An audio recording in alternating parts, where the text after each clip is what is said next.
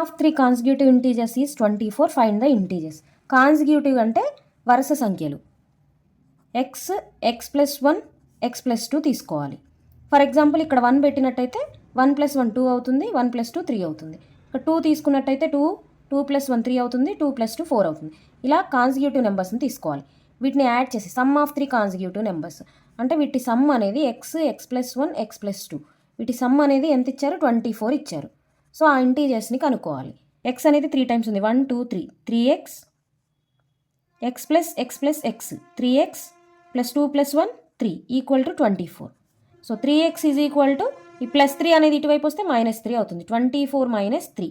3x = 24 - 3 21. x is equal to into 3 becomes by 3. 3 7s. x is equal to 7 వచ్చింది.